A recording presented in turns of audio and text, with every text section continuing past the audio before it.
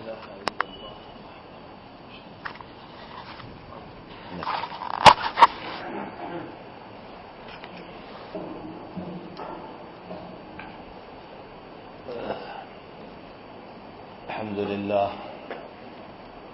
الحمد لله نحمده ونستعينه ونستغفره ونؤمن به ونتوكل عليه ونعوذ بالله من شرور أنفسنا ومن سيئات أعمالنا من يهده الله فلا مضل له ومن يضلله فلا هادي له ونشهد أن لا إله إلا الله وحده لا شريك له ونشهد أن سيدنا ومولانا محمدا عبده ورسوله.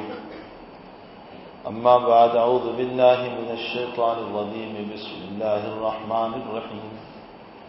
محمد رسول الله والذين معه أشداء على الكفار رحماء بينهم تراهم ركعا سجدا يبتغون فضلا من الله ورضوانا سيماهم في وجوههم من أثر السجود ذلك مثلهم في التوراة ومثلهم في الإنجيل. وقال الله تبارك وتعالى: لقد رضي الله عن المؤمنين إذ يبايعونك تحت الشجرة فعلم ما في قلوبهم فأنزل السكينة عليهم وأثابهم فتحا قريبا. وقال النبي صلى الله تعالى عليه وسلم: لو كان بعدي نبيا لكان عمر، او كما قال صلی اللہ علیہ وسلم. صدق رسول اللہ صلی اللہ علیہ وسلم.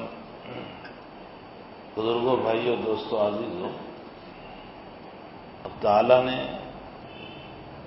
انسان کے وجود سے قبل ایک مخلوق بنائی تھی، اسے جنات کہا جاتا ہے. ہماری اس دنیا میں آنے سے پہلے جنوں کا وجود تھا، لیکن ان لوگوں نے جب حق تعالیٰ کی فرما برداری نہیں کی، اطاعت نہیں کی جیسے اللہ کا منشا تھا، تو پھر روایتوں میں ہے کہ حق تعالیٰ نے ان کو اپنے خلافت سے برطرف کیا، اور پھر اپنی خلافت کے لیے جن کا انتخاب فرمایا وہ انسان ہے.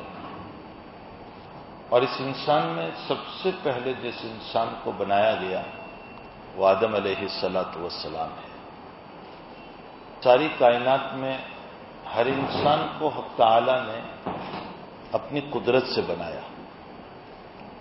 مجھے، آپ کو اور تمام انسانوں کو اللہ نے اپنی قدرت سے بنایا.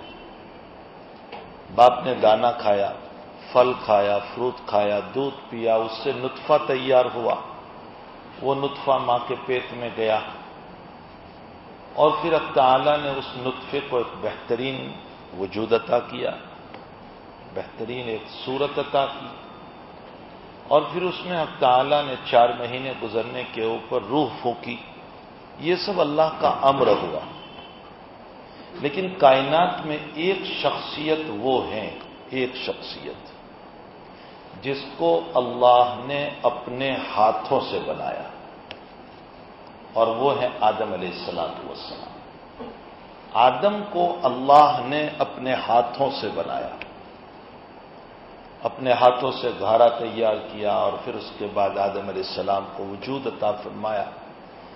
اسی لیے حدیث شفاعت میں آتا ہے کہ قیامت کے دن جب سارے لوگ سب سے پہلے آدم کے پاس دوڑ کر جائیں گے تو حضرت آدم کی فضیلت منقبت بیان کرتے ہوئے یوں کہیں گے کہ آدم خلقک اللہ بیدہ، آپ کی شخصیت تو وہ ہے کہ جن کو اللہ نے اپنے ہاتھوں سے بنایا. آج دنیا میں حال یہ ہے کہ یہ آٹوگراف لینے کے لیے لوگ دوڑتے ہیں، سگنیچر کرانے کے لیے کرکٹر کے پاس، فلاں کے پاس، فلاں کے پاس، اور سب کو بتاتے پھرتے ہیں کہ دیکھو انہوں نے اپنے ہاتھوں سے سگنیچر کیا.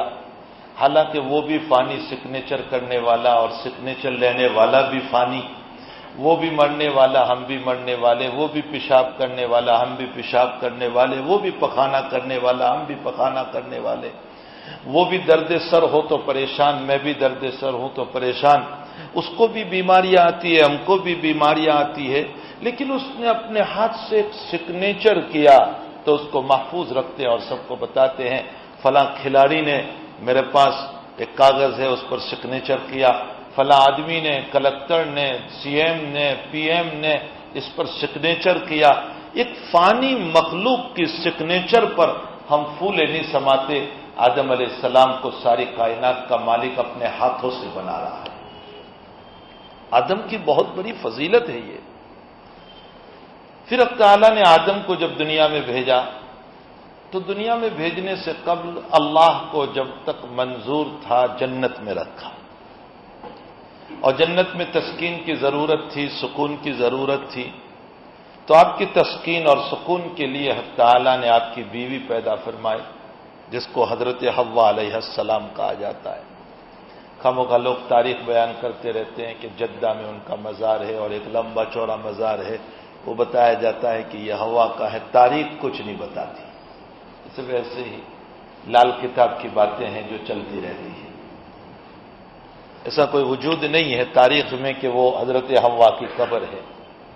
بہرحال آدم علیہ السلام کو تسکین کی اور سکون کی ضرورت تھی تو بیوی حوا علیہ السلام کو پیدا کیا، اور قرآن نے یہ بتایا بھی ہے کہ بیوی کے ذریعے سے شوہر کو سکون ملتا ہے، لِتَسْكُنُوا إِلَيْهَا، اس سے سکون ملتا ہے، لیکن سکون تب ملے گا جبکہ بیوی میں اخلاق ہو، کیریکٹر اچھے ہو، اس کی زندگی ٹھیک ٹھاک ہو، وہ قناعت کرنے والی ہو، وہ تھوڑے پر راضی ہونے والی ہو اور وہ تانے دینے والی نہ ہو، تو اس صورت میں شوہر کو سکون ملتا ہے۔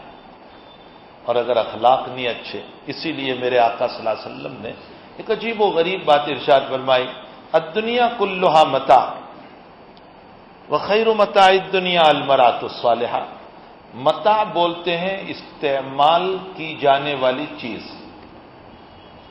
کپڑا استعمال کرتے ہیں یہ متاع ہے، ٹوپی استعمال کرتے ہیں یہ متاع ہے، چادر استعمال کر رہے ہیں متاع ہے، مسلح استعمال کر رہے ہیں متاع۔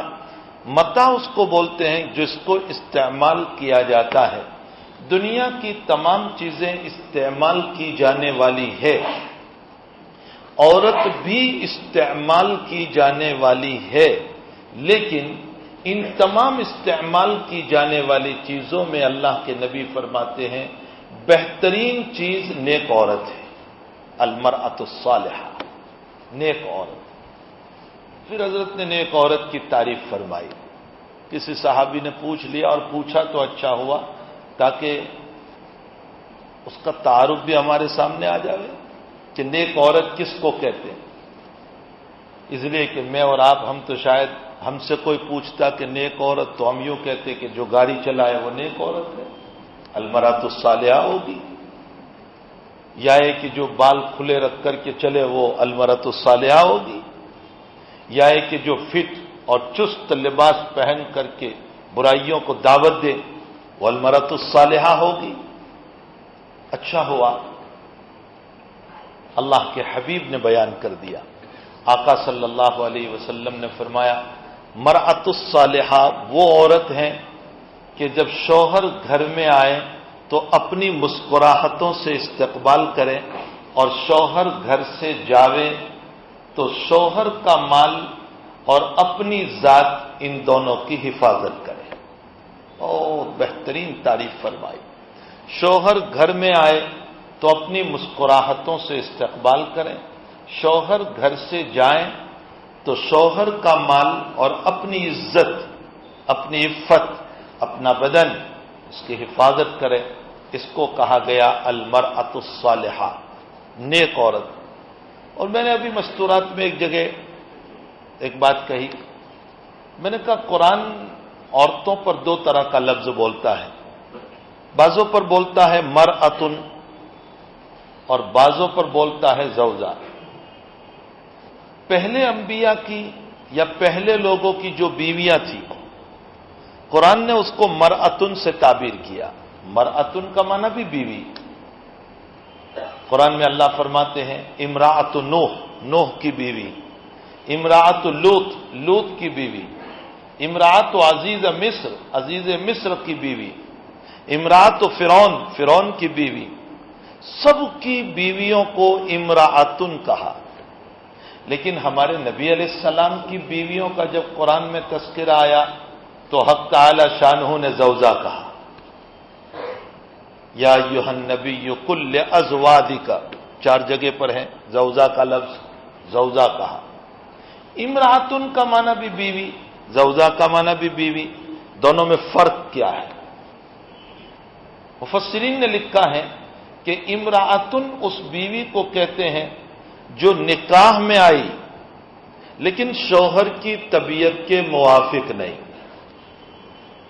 شوہر کے منشے کے موافق نہیں، اس کو امراتن کہا جاتا ہے۔ اور جو نکاح میں آئی اور شوہر کی طبیعت کے موافق ہو اسے زوجہ کہا جاتا ہے۔ یہ جو نوح کی بیوی، لوط کی بیوی، یہ تمام بیویاں ان کے نکاح میں تھی۔ نوح کی بیوی نوح کے نکاح میں ہیں، بچے بھی ہوئے، لیکن حضرت نوح علیہ السلام پر ایمان نہیں لائی، بیوی ہو کر شوہر پر ایمان نہیں۔ لوط علیہ السلام کی بیوی حضرت لوط کی بیوی ہے، اور عجیب و غریب مسئلہ ہے کہ لوط علیہ السلام پر ایمان نہیں لائی، تو امراتن اس کو کہا جاتا ہے جو شوہر کے نکاح میں تو آئی لیکن شوہر کی طبیعت کے مطابق نہیں، اور زوجہ اس کو کہا جاتا ہے جو نکاح میں آئے اور طبیعت کے مطابق ہو۔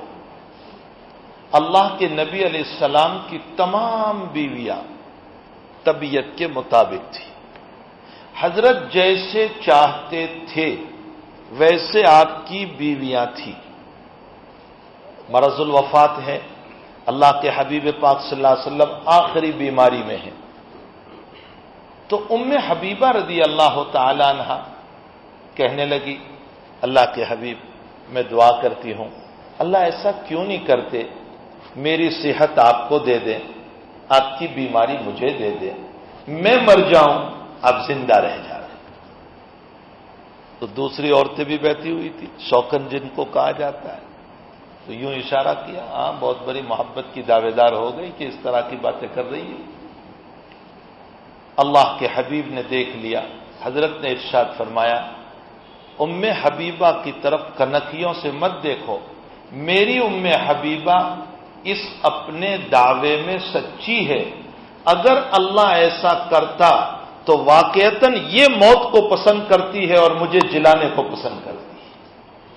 نبی جیسے چاہتے تھے ویسے ان کی بیویاں تھیں، اس کو زوجہ کہا جاتا ہے۔ اللہ ہماری بیویوں کو امراتن سے نکال کر زوجہ بنا دے، سب امراتن ہی میں ہے، زوجہ میں تو بہت کم ہوگی شاید، سب امراتن ہے۔ تو یہ دور چلتا رہا یہاں تک کہ جناب محمد الرسول اللہ صلی اللہ علیہ وسلم تشریف لائے۔ اللہ کے حبیب پاک صلی اللہ علیہ وسلم پر حق تعالی جل شانہ نے دین کو مکمل کر دیا، الیوم اکملت لکم دینکم واتممت علیکم نعمتی ورضیت لکم الاسلام دینا۔ اور حضرت کے سامنے پچھلوں کا علم بھی کھولا، آدم علیہ السلام کے سارے واقعات بھی حضور بیان فرما رہے، نوح علیہ السلام کے سارے واقعات بھی بیان فرما رہے، لوط علیہ السلام کے سارے واقعات بھی بیان فرما رہے، ابراہیم اسماعیل علیہ السلام کے واقعات بیان فرما رہے، سارے واقعات کو کھول دیا اللہ نے، گویا حضرت کے سامنے کتاب کھلی ہوئی ہے، اور قیامت تک کے حالات بھی اللہ نے کھول دیے کہ تیری امت پر کیسے کیسے حالات آئیں گے۔ اسی کو اللہ کے نبی نے فرمایا، اوتیت علم الاولین والآخرین، مجھے پچھلوں کا بھی علم دیا گیا، مجھے آگے کا بھی علم دیا گیا، لیکن اس سے عالم الغیب ہونا ثابت نہیں ہوتا، یہ اخبار غیب ہے، اللہ نے بتایا، آپ نے امت کو بتایا۔ اب آپ نے قیامت تک کے حالات کھولے، مسلم شریف کی روایت میں ہے، حضرت نے فرمایا میری امت پر ایک دور آئے گا، قیامت کی نشانیوں میں سے وہ نشانی ہوگی کہ انسان پہچاننے والوں کو سلام کرے گا، نہ پہچاننے والوں کو سلام نہیں کرے گا۔ آج یہ وہ نشانی ظاہر ہو گئی۔ اب تو حال یہ ہے کہ پہچاننے والوں کو بھی سلام نہیں کرتے، انتظار میں ہیں کہ آپ مجھے سلام کریں، حالانکہ اصل یہ ہے کہ میں پہلے آپ کو سلام کروں۔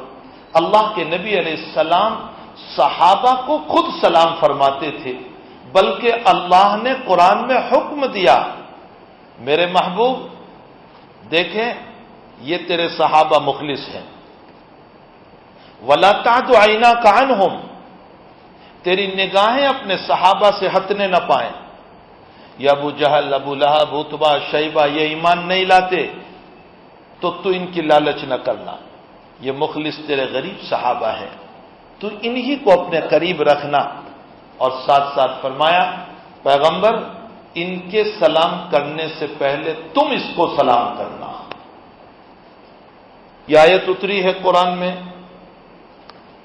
اور فی قول بلال حبشی رضی اللہ تعالیٰ عنہ، فی قول اور کوئی غریب صحابی سلمان فارسی جیسے آ گئے، اور اللہ کے حبیب ان کے سلام کرنے سے پہلے فرما رہے ہیں سلام علیکم، ہنی اللہ کا مبارک ہو تم کو کہ اللہ نے مجھ کو حکم دیا کہ میں تمہیں سلام کروں۔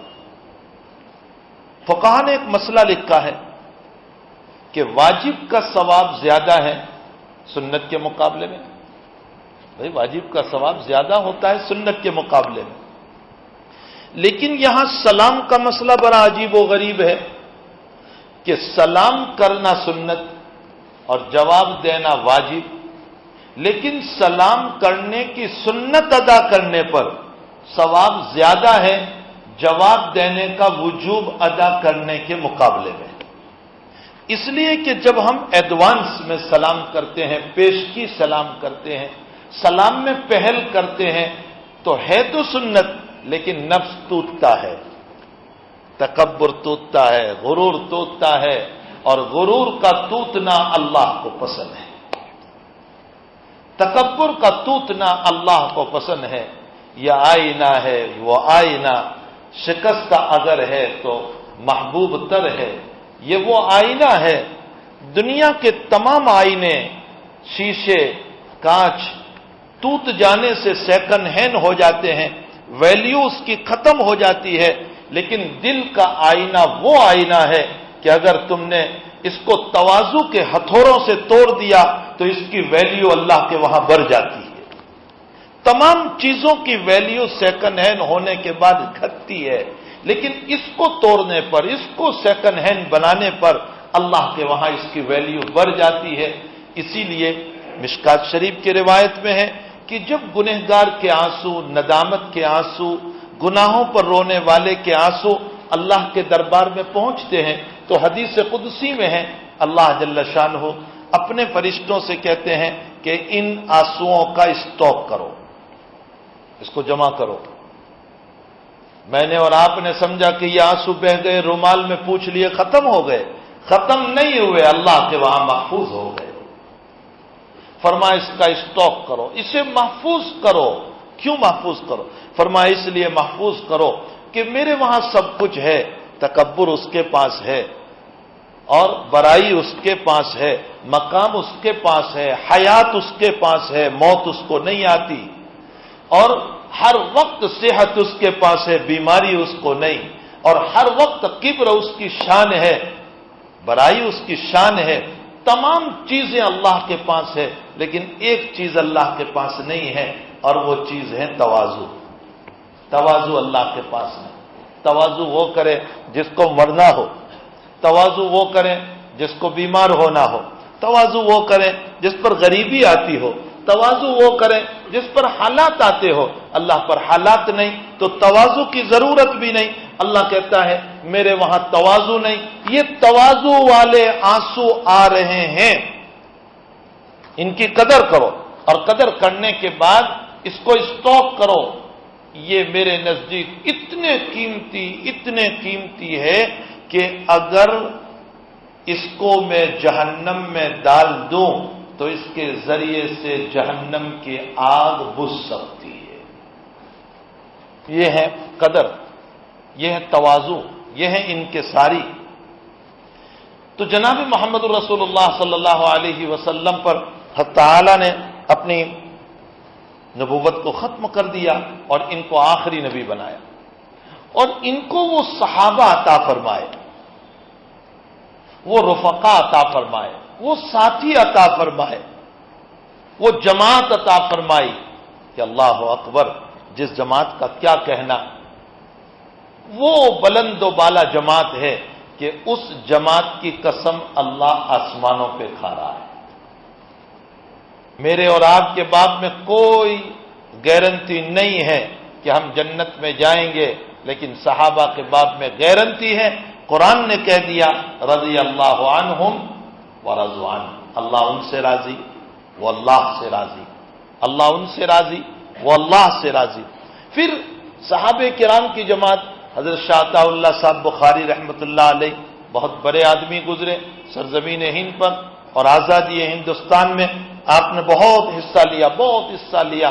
شاہ عطا اللہ صاحب بخاری رحمۃ اللہ علیہ لکھنؤ میں تھے، پکڑ وارن نکلا انگریزوں کی طرف سے، حضرت بھاگتے ہوئے اپنے شیخ کے پاس آئے، شاہ عبد القادر صاحب رائے پوری رحمۃ اللہ علیہ کے پاس، اور شاہ صاحب سے فرمایا حضرت دعا فرما دیجیے، پکڑ وارن نکلا ہے۔ تو حضرت خاموش رہے، حضرت کا مزاج خاموشی کا زیادہ تھا، خاموش رہے۔ تھوڑی دیر کے بعد فرمایا حضرت دعا فرما دیجیے، تھوڑی دیر کے بعد فرمایا حضرت دعا فرما دیجیے، حضرت کوئی بولتے ہی نہیں ہے۔ تو چوتھی مرتبہ میں فرمایا سائیں کچھ تو بول، شاہ عطا اللہ صاحب کہنے لگے سائیں کچھ تو بول۔ تو شاہ عطا اللہ صاحب کے اس جواب پر حضرت نے یوں فرمایا عطا اللہ بیٹھے رہو، کچھ نہیں ہوگا۔ اللہ نے دعا سن لی، کامیابی ملی آپ کو۔ سائیں کہتے ہیں اللہ والے کو، یہ سنسکرت لفظ ہے، اللہ والے کو سائیں کہتے ہیں۔ ہم سائیں کس کو کہتے ہیں؟ مانگنے والے کو، ہم مانگنے والے کو سائیں کہتے ہیں، یہ غلط ہے۔ سائیں کہتے ہیں اللہ والے کو، یہ سنسکرت کا لفظ ہے، جو مقام تقوی پر ہو اس کو سائیں کہا جاتا ہے۔ اس لیے فرمایا سائیں کچھ تو بول۔ تو شاہ عطا اللہ صاحب سے کسی نے پوچھا نبی کی تعریف کیا ہے، نبی کی تعریف، اور پھر ساتھ ساتھ فرمایا صحابہ کی تعریف کیا ہے، نبی کی تعریف کیا، صحابہ کی تعریف کیا۔ ہائے، شاہ عطا اللہ صاحب نے جو بات کہی کتابوں میں کہیں نہیں ملتی۔ شاہ صاحب نے فرمایا تمام نبیوں کے کمالات کو جمع کرو، تمام نبیوں کے کمالات کو جمع کرو تو محمد الرسول اللہ بنتے ہیں، اور محمد الرسول اللہ کے کمالات کو کھولو تو صحابی بنتے ہیں۔ سارے نبیوں کے کمالات جناب محمد الرسول اللہ صلی اللہ علیہ وسلم نے اللہ نے کود کر بھر دیے تھے، اور یہی وہ کمالات ہیں جو صحابہ میں آئے۔ اگر صدیقیت تو ابو بکر میں کود کر بھر دی، عدالت عمر فاروق میں بھر دی، حیا کا مقام عثمان میں بھر دیا، شجاعت اور بہادری کا مقام علی میں بھر دیا، قرآن کریم کی تلاوت کا مقام حضرت ابو عبیدہ بن جراح میں بھر دیا، بہادری کا وصف خالد بن ولید میں بھر دیا۔ حضرات صحابہ میں نبی کے تمام اوصاف کود کر بھر دیے۔ اس لیے شاہ عطا اللہ صاحب نے فرمایا تمام نبیوں کے کمالات کو جمع کرو۔ اگر اگلے انبیاء کے اندر سخاوت تھی، محمد الرسول اللہ صلی اللہ علیہ وسلم کی سخاوت کا عالم یہ تھا کہ حضرت عائشہ فرماتی ہے اللہ کے حبیب صرف اور صرف لا الہ الا اللہ میں لا بولتے تھے، باقی کہیں لا بولتے ہی نہیں تھے۔ لا کا معنی نہیں، صرف لا الہ الا اللہ میں توحید میں کہتے تھے اللہ کے علاوہ کوئی معبود نہیں، باقی ہر جگہ ہاں، جس نے جو مانگا ہاں، جس نے جو مانگا عطا کیا، علم مانگنے والے کو علم دیا، اخلاق مانگنے والے کو اخلاق دیا، مال مانگنے والوں کو مال دیا۔ حضرت فرماتے ہیں کہ اگر اللہ میرے لیے احد پہاڑ کو سونا بنا دے، احد پہاڑ کو، تو 3 دن نہیں گزریں گے کہ محمد اس کو تقسیم کر دے گا۔ سخاوت کا حضرت کا یہ عالم تھا، خود فاقے، خود بھوک، خود 2 مہینے تک چولہے نہ جلنا، اور سخاوت کا یہ عالم۔ ایک مرتبہ بہت مال آ گیا، حضرت نے سارا مال تقسیم کر دیا، عصر کی نماز پڑھائی اور عصر کے بعد جلدی جلدی پھر اٹھ کر گئے. ایسے جلدی کبھی نہیں اٹھتے تھے. پھر آئے اور مصلی پر بیٹھ گئے. صحابہ نے فرمایا اللہ کے حبیب آج کا بڑا عجیب عمل ہم نے دیکھا، ایسا عمل تو اس سے پہلے ہم نے کبھی نہیں دیکھا.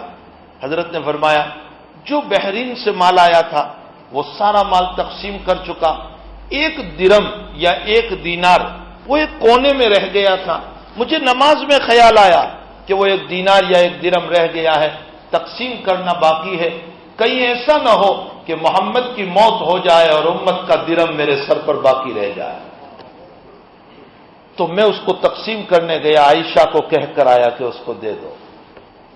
سخاوت کا عالم یہ، جمال اور خوبصورتی کا عالم یہ ہے کہ آپ سے بڑھ کر دنیا میں کوئی خوبصورت نہیں ہو سکتا ہے. حضرت عائشہ فرماتی ہے لواحی زلیخا لو رأینا حبیبی لأثرن قطع القلوب علی الیدین. فرمایا زلیخا کو تانا دینے والیاں، یوسف علیہ السلام پر فدا ہونے والی زلیخا، اس کو تانا دینے والیاں انہوں نے سیب کاٹنے کے بجائے انگلیاں کاٹ ڈالی. فرمایا زلیخا کو تانا دینے والیاں یوسف کے حسن کو دیکھ کر اپنی انگلیوں کو کاٹ بیٹھی، وہ میرے محبوب کو دیکھ لیتی تو اپنے گلوں کو کاٹ دیتی. وہ نور، وہ خوبصورتی عطا فرمائی تھی. جناب محمد رسول اللہ صلی اللہ علیہ وسلم کو یا صاحب الجمال و یا سید البشر من وجهک المنیر لقد نور القمر بعد از خدا بزرگ. تو یہ قصہ مختصر، جمال بھی اتنا زبردست نبی اکرم صلی اللہ علیہ وسلم کو عطا فرمایا، کمال بھی اتنا ہی عطا فرمایا. شجاعت اور بہادری اللہ کے حبیب کو وہ عطا فرمائی. مدینے میں شور ہوا کہ کچھ چور آئے ہوئے ہیں اور مدینے کے کسی ایک حصے میں حملہ کرنے والے. حضرت ابو طلحہ رضی اللہ تعالیٰ عنہ کا گھوڑا تھا، پکڑا. ابو طلحہ گھوڑا لاؤ. گھوڑے پر بیٹھ گئے، کوئی کپڑا اوپر نہیں بچھایا، بغیر کپڑے کے بچھائے ہوئے ویسے ہی حضرت بیٹھ گئے اور گلے میں تلوار لٹکا دی اور حضرت راؤنڈ لگایا پورے مدینے کا. اکیلے پورے مدینے کا رات میں راؤنڈ لگایا، چکر لگایا اور چکر لگا کر کے مسجد نبوی کے پاس آئے. صحابہ سب وہاں پر جمائے اور حضرت چکر لگا کر کے آئے اور آنے کے بعد فرمایا لا خوف، کوئی خوف نہیں ہے، کوئی آیا نہیں ہے، جاؤ اطمینان سے سو جاؤ. یہ بھی ڈر نہیں تھا کہ کوئی چور ہوگا تو مجھے مار دے گا. شجاعت اور بہادری نبی اکرم صلی اللہ تعالی علیہ وسلم کی بڑی زبردست اللہ تعالیٰ نے عطا فرمائی تھی. شجاعت بھی ایسی، کمال بھی ایسا، جمال بھی ایسا، اور اس کے ساتھ ساتھ عطا اور سخاوت بھی ایسی. کوئی وصف ایسا نہیں تھا جو حضور پاک صلی اللہ علیہ وسلم کو حق تعالی شانہ نے عطا نہ فرمایا. اگر ابراہیم خلیل اللہ علیہ السلام نے اپنے بیٹے اسماعیل کو ذبح کے لیے چھری چلائی ہے تو اللہ کے حبیب پاک صلی اللہ علیہ وسلم نے احد کے میدان میں اپنے چچا حضرت حمزہ کو بھیجا جو آپ کا سہارا تھا، اور حضرت حمزہ رضی اللہ تعالیٰ عنہ شہید ہو گئے اور آپ کی نظروں کے سامنے آپ کے 70 صحابہ شہید ہو گئے اور آپ کی آنکھوں سے دھر دھر آنسو جاری ہے. آپ رو رہے ہیں اور روتے ہوئے فرماتے ہیں اے اللہ ان 70 کو لینے کے بعد بھی اگر تیرا دین بچ جاتا ہے تو سودا سستا ہے. ان 70 کو لینے کے بعد بھی تیرا دین اگر بچ جاتا ہے. اور بدر میں کیسا حال؟ بخاری شریف میں عجیب و غریب روایت. بدر میں حال یہ ہوا کہ اللہ کے حبیب پاک صلی اللہ علیہ وسلم نے بدر کے اگلے دن رات میں یوں چادر اور رکھی تھی اور یوں ہاتھ اٹھائے اور دعا کرنے لگے. فرمایا اللہ چھوٹی سی جماعت لے کر آیا ہوں، 313 کی چھوٹی سی جماعت. اب تجھے اختیار ہے کل کو میدان میں، چاہے تو ان کو پچھاڑ دے، میری جماعت کو سب کو قتل کروا دے، اور چاہے تو کامیابی دے دے. اگر تو نے قتل کروا دیا میری اس جماعت کو تو اے اللہ تو بھی یاد رکھ لے قیامت تک کہ زمین پر تیرا نام لینے والا کوئی نہیں رہے گا. اور یوں ہاتھ اٹھائے اور چادر نیچے گر گئی. صدیق اکبر آئے، چادر آپ پر ڈالی، فرمایا حسبک یا رسول اللہ، بس ہو گیا، اللہ کے حبیب اس سے آگے اب دعا نہ فرمائے، بس ہو گیا. تو ہر اعتبار سے اگلے جتنے کمالات تھے انبیاء میں وہ سارے کمالات محمد الرسول اللہ صلی اللہ علیہ وسلم میں عطا فرمائے. اور یہی سارے کمالات اور اخلاق حضرات صحابہ میں جو نبی اکرم صلی اللہ علیہ وسلم کے تھے وہ عطا فرمائے. انہی صحابہ کے اندر مجھے آج کی اس نشست میں اللہ کے نبی کا ایک جانثار آدمی، بڑی قربانی دینے والا اور جانثار آپ کے قدموں میں سونے والا، اسی محرم الحرام کے اندر جس کی تدفین وجود میں آئی ہے، میں ان کی سیرت کے چند پہلو تمہارے سامنے گوش گزار کرنا چاہتا ہوں تاکہ ہم ان کے جیسی سیرت کو اپنانے والے بنیں، اور وہ ہیں حضرت عمر بن الخطاب رضی اللہ تعالیٰ عنہ۔ سیرت حسینی کو تو آپ سنتے ہی رہتے ہیں، حسین کا واقعہ کو لوگ بیان کرتے ہی رہتے ہیں۔ اسی مہینے کی پہلی تاریخ کو حضرت عمر رضی اللہ تعالیٰ عنہ کو تدفین ہوئی، اور اسی مہینے محرم کی پہلی تاریخ کو حضرت عمر کی دفن ویدی ہوئی، اور 26 تاریخ کو یعنی 26 ذی الحجہ کو ابو لولو مجوسی نے آپ کو پیٹ میں مارا۔ فجر کی نماز میں حضرت تشریف لے گئے تھے، اور فجر کی نماز میں ابو لولو مجوسی جو پارسی تھا اور وہ مغیرہ ابن شعبہ رضی اللہ تعالیٰ عنہ کا آزاد کردہ غلام تھا، یعنی اس کو تجارت کی اجازت دے رکھی تھی، اور اس نے دشمنی میں جب حضرت عمر رضی اللہ تعالیٰ عنہ مسجد میں تشریف لائے تو اس موقع پر اس نے نیزہ مارا۔ حضرت مصلی پر تھے اور اس نے نیزہ مارا، نیزہ انتڑیوں کے نیچے یہاں لگا۔ حضرت اسی وقت بیٹھ گئے چونکہ کاری زخم ہوا، لیکن بیٹھ کر رونا چلانا اس طرح کا مسئلہ شروع نہیں کیا۔ پیچھے اب حضرت عبد الرحمن ابن عوف تھے، حضرت عمر رضی اللہ تعالیٰ عنہ کو خون بہ رہا تھا، آپ نے عبد الرحمن کا یوں ہاتھ پکڑا اور عبد الرحمن سے فرمایا مجھے ایک طرف لٹا دو، پہلے فجر کی نماز پڑھاؤ۔ اللہ اکبر، پہلے فجر کی نماز پڑھاؤ، مجھے ایک طرف لٹاؤ۔ اللہ کے فریضے میں کمی نہیں آنی چاہیے، اللہ کے فریضے میں۔ آج میرے بخار میں نماز چھوڑ دیتا ہوں، آج میرے درد سر میں نماز چھوڑ دیتا ہوں، آج میرے معمولی پیٹ کے درد میں نماز چھوڑ دیتا ہوں۔ وہ کتنا کاری زخم حضرت کو ہوگا کہ جو چیز پلاتے تھے وہ باہر نکل جاتی تھی یہاں سے، تو کتنا کاری زخم آپ کو ہوا ہوگا، لیکن اس عالم میں بھی آپ نے فرمایا عبد الرحمن پہلے نماز پڑھاؤ۔ ادھر ابو لولو مجوسی بھاگنے لگا، صحابہ نے اس کا تعاقب کیا، تعاقب میں اس نے اپنے آپ کو بچانے کے لیے 12 اور آدمیوں کو مار دیا، جس میں 6 صحابہ تو وہیں شہید ہو گئے۔ ایک صحابی رضی اللہ تعالیٰ عنہ نے اس پر چادر ڈالی پکڑنے کے لیے، اس کو یقین ہو گیا کہ اب میں پکڑا جاؤں گا، اس نے اپنے ہاتھوں ہی خودکشی کر لی اور اپنا نیزہ اپنے پیٹ میں مار دیا اور وہ مر گیا۔ بہرحال حضرت عبد الرحمن ابن عوف نے فجر کی نماز پڑھائی، پہلی رکعت میں سورہ فلق، دوسری رکعت میں سورہ ناس، مختصر سورت پڑھا کر آپ نے نماز کو پوری کر دی، اور پھر حضرت کو اٹھا کر کے مکان لے گئے۔ حضرت کا پہلا سوال یہ تھا مجھے مارنے والا کون تھا؟ تو بتایا گیا کہ ابو لولو مجوسی مغیرہ ابن شعبہ رضی اللہ تعالیٰ عنہ کا وہ غلام ہے جس نے آپ کو مارا۔ تو آپ نے یوں ہاتھ اٹھائے، اللہ تیرا فضل ہے کہ میرے ہاتھوں میں، میرے خون میں کسی مسلمان کا ہاتھ رنگین نہیں ہوا۔ وہ کافر تھا، کسی مسلمان کا ہاتھ رنگین نہیں ہوا۔ حجۃ الوداع میں میرے آقا صلی اللہ علیہ وسلم نے پورا مجمع، فی قول 80,000، فی قول 90,000، فی قول 1,00,000، فی قول 1,24,000، کتنے صحابہ تھے اللہ بہتر جانتا ہے۔ امام نووی نے 80,000 لکھے، کسی نے 90,000، کسی نے 1,24,000 کا عدد بھی لکھا۔ بہرحال ایک بہت بڑی جماعت، بہت بڑی جماعت، اور اس جماعت کے سامنے 10ویں تاریخ کو، 10ویں ذی الحجہ کو، عید کے دن حضرت نے جو خطبہ دیا تھا اس خطبے میں یوں فرمایا تھا فَإِنَّ دِمَاءَكُمْ وَأَمْوَالَكُمْ وَأَعْرَاضَكُمْ حَرَامٌ عَلَيْكُمْ كَحُرْمَةِ يَوْمِكُمْ هَذَا فِي بَلَدِكُمْ هَذَا فِي شَهْرِكُمْ هَذَا۔ اے لوگو خوب سنو، خوب سنو، جیسے ذی الحجہ مہینہ حرمت والا، احترام والا، جیسے یہ مقام احترام والا، اور جیسے آج کا 10ویں تاریخ کا دن عید الاضحیٰ کا احترام والا، فرمایا جتنا اس کا احترام ہے اس سے زیادہ مسلمان کے جان، مال اور عزت کا احترام ہے۔ کسی مسلمان کی بلا وجہ جان نہ لینا، کسی مسلمان کو بلا وجہ ذلیل نہ کرنا، کسی مسلمان کو بلا وجہ عزت نہ لوٹنا، کسی مسلمان کا مال حرام کے طور پر نہ لینا۔ فإن دماءکم واموالکم واعراضکم حرام علیکم کحرمت یومکم ھذا فی بلدکم ھذا فی شہرکم ھذا۔ میرے نبی علیہ السلام نے یہ بیان اس لیے دیا تھا کہ محمد ابن سیرین فرماتے ہیں صدق رسول اللہ صلی اللہ علیہ وسلم، اللہ کے حبیب کے سامنے آنے والا پکچر اللہ نے کھول دیا تھا کہ تیری امت یہ کرنے والی ہے،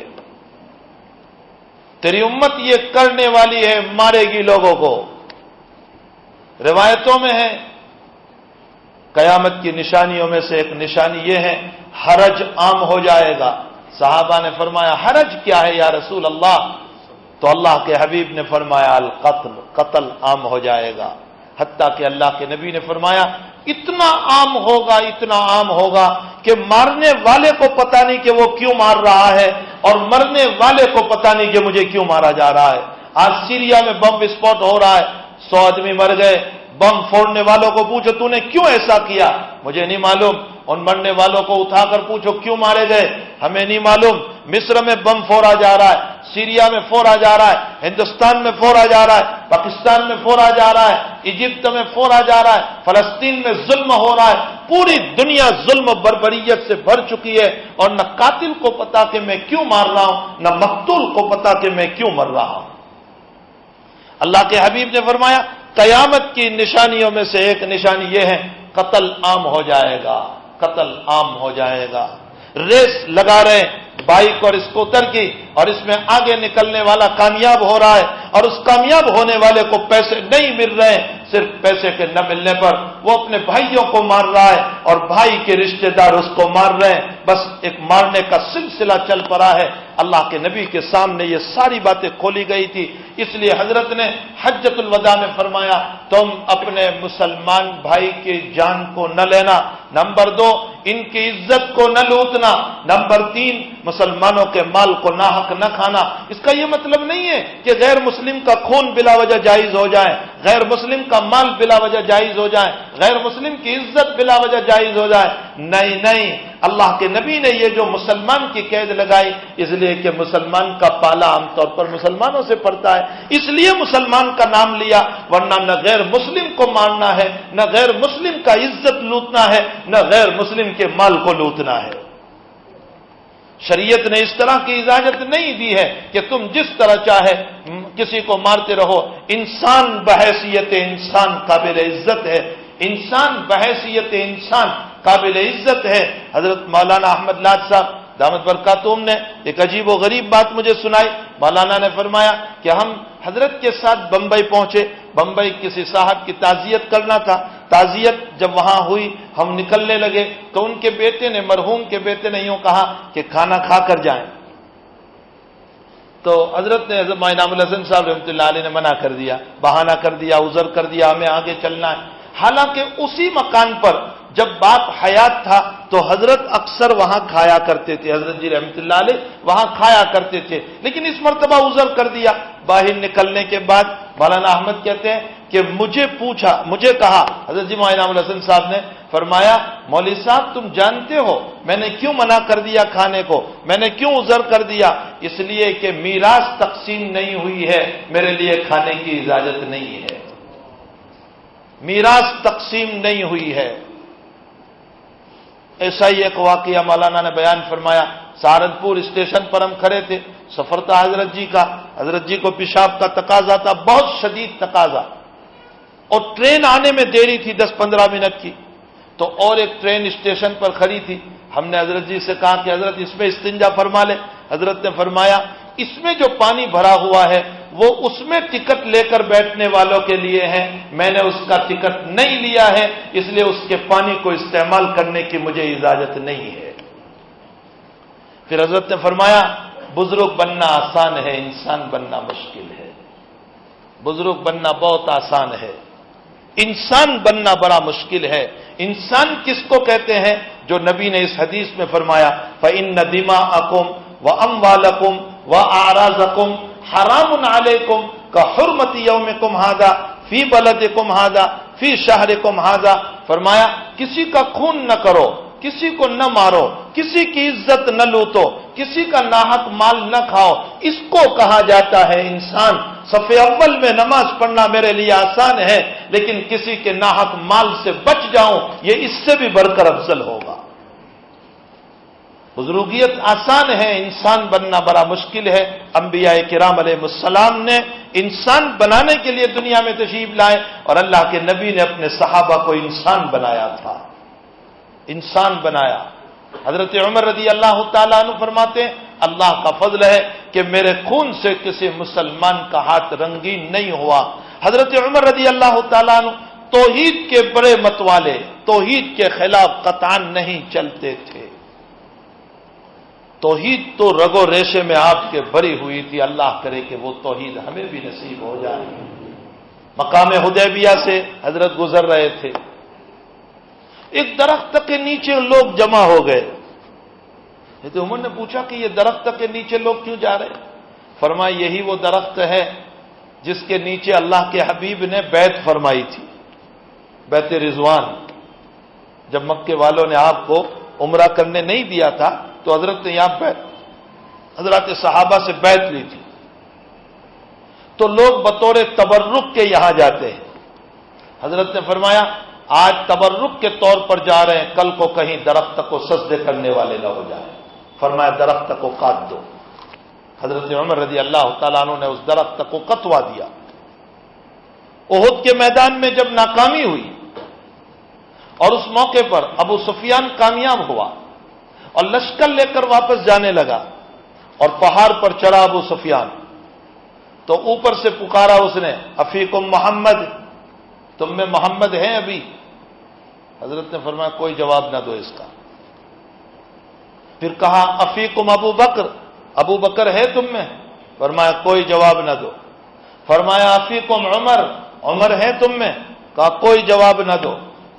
تو ابو سفیان بولا لگتا ہے سب مر چکے ہیں، محمد بھی مر گیا، ابو بکر بھی مر گیا، عمر بھی مر گیا۔ حضرت عمر سے رہا نہیں گیا، حضور نے تو منع کیا تھا جواب نہ دو، لیکن عمر سے رہا نہیں گیا، تو حضرت عمر زور سے بولے اللہ کے دشمن، یا عدو اللہ، اللہ کے دشمن، ابھی تیرے لیے ہم زندہ ہیں۔ محمد بھی زندہ ہے، ابو بکر بھی زندہ ہے، عمر بھی زندہ ہے، ابھی تیرے لیے ہم زندہ ہیں۔ اس کے بعد اس نے اوپر سے کہا ابو سفیان نے اولو حبل، حبل کی جئی ہو، حبل ان کے بت کا نام تھا، حبل کی جئی ہو، اور ساتھ ساتھ اور ایک جملہ کہا لنا العزا ولا عزا لکم، ہمارے پاس عزا نامی بت ہے، معبود ہے، اے مسلمانوں تمہارے پاس عزا نامی بت نہیں ہے۔ حضرت عمر نے فرمایا یا رسول اللہ میری توحید کو للکار رہا ہے، میری توحید کے خلاف بول رہا ہے، میں کیا جواب دوں اس کو؟ حضرت آپ بتائیے۔ حضرت نے فرمایا اس کو جواب دو۔ فرمایا کیا جواب دیں؟ آپ ہی بتائیے۔ حضرت نے فرمایا اس کو جواب دو لنا المولا ولا مولا لکم، ہمارا اللہ ہے تمہارا اللہ نہیں ہے۔ اللہ پر یقین حضرت عمر رضی اللہ تعالیٰ عنہ میں کود کود کر بھرا تھا۔ قزاقستان جب فتح ہوا، یہ افغان کے علاقے میں آگے چل کر آتا ہے، تو آپ کی طرف سے جو سپہ سالار گئے تھے انہوں نے حضرت عمر کو پیغام بھیجا کہ حضرت دانیال علیہ السلام کی قبر ملی ہے اور لوگ اس قبر کے اوپر بڑا احترام کر رہے ہیں، ہم کیا کریں؟ تو حضرت نے عجیب و غریب ترکیب بتائی۔ حضرت نے فرمایا دن میں سب کے سامنے 13 قبریں کھودو، 1 2 3 4 13 قبریں کھودو، اور رات میں دانیال علیہ السلام کو اپنی قبر سے نکال کر ان 13 میں سے کسی ایک میں پتہ نہ چلے اس طرح پر اس میں دفن کر دو، اور جس میں ابھی دفن ہے اس کو کھول دو، تاکہ اب کسی کو پتہ ہی نہیں چلے کہ دانیال علیہ السلام کس میں دفن کیے۔ جب یقین ہی نہیں رہے گا تو بہت ممکن ہے کہ سجدوں سے امت کی حفاظت ہو جائے گی۔ توحید کے بڑے متوالے تھے۔ کعبۃ اللہ کے قریب جب پہنچے ہیں تو حجر اسود کو یوں کہہ رہے ہیں انک حجر، تو پتھر ہے، لا تنفع منک ولا تضر، تجھ سے نفع بھی نہیں پہنچتا اور تجھ سے نقصان بھی نہیں پہنچتا۔ پھر آگے فرمایا لو ما رأیت رسول اللہ صلی اللہ علیہ وسلم ما قبلتک، اگر میں نے میرے نبی کو نہ دیکھا ہوتا تو میں تجھے بوسہ نہ دیتا، لیکن میں نے میرے نبی کو تجھے بوسہ دیتے ہوئے دیکھا ہے، اس لیے میں تجھے بوسہ دے رہا ہوں۔ یہ سب کے سامنے اس لیے بیان کیا کہ حجر اسود کو محبت کے لیے تو بوسہ دینا ہے، عبادت کے لیے بوسہ نہیں دینا ہے۔ عبادت نہیں ہے، محبت کے لیے بوسہ دینا ہے۔ اللہ کے حبیب نے سجدہ نہیں کیا حجر اسود کو، حجر اسود کو محبت میں بوسہ دیا ہے، اشارہ کیا کہ عبادت نہیں ہوگی۔ یہ غیر جو ہم پر اشکال کر رہے ہیں کہ یہ مسلمان، ہم جب بتوں کو مانتے ہیں تو ہم پر اشکال کرتے ہیں، تو تم بھی تو اس پتھر کو مانتے ہو جس کو حجر اسود کہتے ہیں۔ ہم کہتے ہیں تم بطور معبود کے مان رہے ہو اور چوم رہے ہو، چاٹ رہے ہو، ہم تو بطور محبت کے چوم رہے ہیں، عبادت کے طور پر نہیں۔ عبادت میں تو اگر سجدہ ہوتا ہے تو صرف اللہ ہی کو سجدہ ہوتا ہے، ایک اللہ کے علاوہ کسی کو سجدہ نہیں ہو سکتا۔ تو حضرت عمر رضی اللہ تعالیٰ عنہ توحید کے اندر اتنے مضبوط تھے کہ دنیا کی کوئی طاقت توحید میں آپ کو ہلا نہیں سکتی تھی۔ اور جہاں تک آپ کے عبادات کا معاملہ، معاملات کا معاملہ، اخلاق کا معاملہ، معاشرت کا معاملہ اور امت کے ساتھ خیرخواہی کا معاملہ، آ رہے ہیں شام سے، ایک بڑھیا کے مکان پر گئے۔ بڑھیا نہیں جانتی تھی کہ امیر المؤمنین حضرت عمر ہے، وہ نہیں جانتی تھی۔ بڑھیا سے پوچھا کیسی زندگی گزر رہی ہے؟ کہا غربت کی زندگی۔ کہا اچھا تو تم نے امیر المؤمنین عمر کو بتایا نہیں؟ خود ہی فرما رہے تم نے امیر المؤمنین عمر کو بتایا نہیں؟ تو بڑھیا کہنے لگی اس کو چاہیے کہ ہماری تحقیق رکھے، ہم کیوں بتانے جا رہے اس کو؟ تو کہا اس کو کیا پتا، وہ مدینے میں رہتا ہے، تمہیں بتانے جانا چاہیے اس کو۔ تو بڑھیا کہہ رہی ہے جب رعایا کی خبر گیری نہیں ہوتی تو امیر المؤمنین کیوں بنا ہوا ہے؟ اور حضرت عمر کی آنکھوں سے آنسو جاری ہے۔ میں بھی آ رہا تھا مغرب کے وقت، ہمارے مولی جنید صلی اللہ علیہ وسلم کو میں نے کہا کہ اس وقت کی حکومت صرف دنگے ہانک رہی ہے، بڑی بڑی باتیں کر رہی ہے، اچھے دن تو کیا آئیں گے، برے دن بڑھتے ہی جا رہے ہیں، حالات پہ حالات، حالات پہ حالات، کسی کے مذہب پر حملہ، کسی کی عزت پر حملہ۔ آپ اخبار پڑھ لیں، آج کے اخبار میں لکھا گیا ہے کہ دہلی میں 4 سال کی 2 بچیوں کے اوپر بلاత్కాر کیا گیا۔ 4 سال عمر کیا ہوتی ہے؟ حالات پہ حالات، کبھی مذہب پہ حملہ، ایک طرف مہنگائی ہے، ایک طرف مسلمانوں کے خلاف زہر اگلنا ہے، عیسائیوں کے خلاف زہر اگلنا ہے، حالات پہ حالات ہے۔ میں نے کہا حکومت کا ایک ہی طریقہ ہے، ان کو چاہیے کہ عمر کی زندگی کو پڑھیں۔ وہ عمر 12,000 مربع میل کے اوپر، دائیں طرف 12,000 میل، بائیں طرف 12,000، آگے 12,000، پیچھے 12,000، 12,000 میل کا مطلب آپ کوئی معمولی نہ سمجھیں، آپ کے 2 ہندوستان بن جائیں گے۔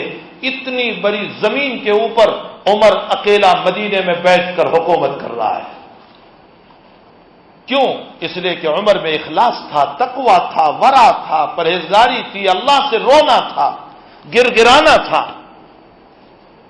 تو حضرت عمر رضی اللہ تعالیٰ عنہ کو وہ بری کہنے لگی اگر اس سے ہماری رعایا کی خبر گیری نہیں ہو سکتی ہے تو وہ امیر المؤمنین کیوں بنائے؟ اور حضرت عمر رو رہے اور بڑھیا کا ہاتھ پکڑا اور معافی مانگنے لگے، معاف فرمائے، یہی عمر ہے، یہی عمر ہے آپ کے سامنے، یہی عمر ہے، معاف فرمائیں، امی معاف کر دیجئے، امی معاف کر دیجئے۔ بڑھیا نے کہا اچھا تو عمر ہے؟ کہا ہاں، اور میں ابھی آپ کے لیے کھانے کا نظام کر رہا ہوں۔ پوری اونتنی سامان سے بھر کر کے لائے تو نوکر اور خادم جو تھا اس نے یوں کہا کہ حضرت ایک عورت ہے، آپ بہت دے رہے ہیں۔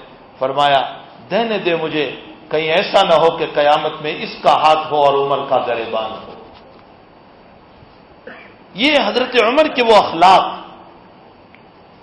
حالات میں لکھا ہے حضرت عمر رضی اللہ تعالیٰ عنہ کے، مستدرک حاکم کی روایت ہے، جمعہ کے دن منبر پر آئے، صحابہ کو جمع فرمایا اور صرف اتنا کہا کہ عمر کا ایک دور وہ تھا کہ عمر اونٹ چراتا تھا اور عمر کو اونٹ چراتے ہوئے بھی نہیں آتا تھا۔ یہ بات کہی اور حضرت نیچے اتر گئے۔ صحابہ کو تعجب ہوا کہ اتنی چھوٹی بات کے لیے حضرت نے سب کو جمع کیا اور منبر پر بیٹھ کر تو حضرت علی نے پوچھا کہ حضرت کیا وجہ ہے، آپ نے ممبر پر چڑھ کر سب کو جمع کر کے اتنی سی بات کہی، اس میں تو کوئی ایسی بات ہوئی نہیں۔ تو حضرت عمر نے فرمایا اصل میں کچھ دیر پہلے میرے دل میں کچھ تکبر کی بو آ رہی تھی، میں نے اپنی اصلاح کے لیے یہ کام کیا ہے تاکہ تم سب کے سامنے میری تواضع ثابت ہو جائے، میں اپنی حقارت اپنے دل میں بٹھا لوں کہ عمر تیری کیا حیثیت ہو سکتی تھی، یہ جو کچھ تجھے ملا ہے محمد الرسول اللہ صلی اللہ علیہ وسلم کی خدمت کی بدولت ملا ہے، اور آپ کے فیضان کی بدولت ملا ہے، اور آپ پر ایمان لانے کی بدولت ملا ہے۔ بہرحال حضرت عمر رضی اللہ تعالیٰ عنہ کی معاملاتی زندگی، اخلاقی زندگی، معاشرتی زندگی بڑی عجیب و غریب ہے، بڑی عجیب و غریب ہے۔ صدیق اکبر کا دور ہے، حضرت صدیق اکبر نے سارے اطراف کی بستیوں کے جو سرپنچ تھے، جو چودھری تھے، سب کو جمع کیا، اور سب کو جمع کرنے کے بعد ابوبکر نے فرمایا کہ دیکھو اتنی بڑی ذمہ داری میرے سر پر آئی ہوئی ہے، میں اس ذمہ داری کو نبھا نہیں پاؤں گا، تم لوگ میرا تعاون کرو۔ کیا تعاون؟ فرمایا تمہارے محلوں میں، تمہاری بستی میں جو یتیم قسم کی عورتیں ہیں، جو بیوہ قسم کی عورتیں ہیں، جو یتیم بچے ہیں، ان کی ایک فہرست بناؤ، اور تم ذمہ داری لے لو کہ میں ان بیواؤں کی ضرورت کو پوری کروں گا، میں ان یتیموں کی ذمہ داریوں کو پوری کروں گا۔ اس طرح پر اگر ہر بستی کا سرپنچ اور ہر بستی کا چودھری اس ذمہ داری کو لے لیتا ہے تو میرے لیے اتنا آسان ہو جائے گا۔ ایک لسٹ تیار کی گئی، ایک بک تیار کی گئی، اور اس بک کے اندر نام لکھے گئے، ہر ایک نے لکھوایا کہ میری بستی میں 10 بیوہ ہے، 15 یتیم ہیں، کسی نے لکھوایا 5 بیوہ ہے، 10 یتیم ہیں، اور ہر ایک کے سامنے نام لکھ کے جا رہے ہیں کہ یہ اس کا تعاون کرے گا، یہ اس کا تعاون کرے گا۔ حضرت صدیق نے فرمایا کہ مال تو تم بیت المال سے لے جانا، صرف تمہارا کام یہ ہے کہ تم میری مدد کرو اور مدد کر کے ان تک پہنچاؤ۔ ایک بیوہ عورت تھی جس کا نام تو لکھا ہوا تھا، لیکن مقابلے میں خدمت کرنے والے کا نام نہیں تھا۔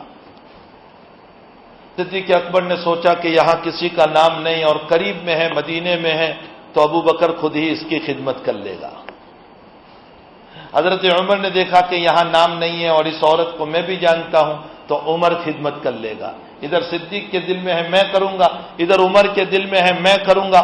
حضرت عمر فجر کے بعد اس عورت کے مکان پر پہنچے، وہ نابینا عورت تھی، اس کے مکان پر پہنچے، بیوہ عورت تھی، بڑی عمر کی عورت تھی۔ حضرت پہنچے فجر کے بعد، اب فرمایا امی جھاڑو دے دوں؟ حضرت عمر فرما رہے امی جھاڑو دے دوں، پانی بھر لاؤں؟ تو اس بڑھیا نے یوں کہا بیٹے تجھ سے پہلے کوئی آیا تھا، وہ پانی بھی بھر گیا، جھاڑو بھی دے گیا۔ حضرت عمر نے فرمایا کون آیا ہوگا؟ تو فجر سے پہلے حضرت عمر گئے۔ بہت آسان ہے ان واقعات کو بول لینا، ہم تو اپنی بیوی کی بھی مدد نہیں کرتے، ہم تو سیٹھ بن کر گھر میں رہتے۔ حضرت عائشہ سے پوچھا گیا اللہ کے نبی گھر میں آتے تھے تو کیا کرتے تھے؟ فرمایا مؤونۃ اہلی، گھر والوں کے کام میں لگ جاتے تھے۔ عائشہ فرماتی ہے میں آتا گونتی، میرا نبی جھاڑو دے دیتا۔ ساری کائنات کا مالک، اور مجھے جھاڑو دیتے ہوئے حیا آ رہی ہے۔ اپنے دل پر ہاتھ رکھ کر بتاؤ بیوی کی کبھی ہم نے مدد کی؟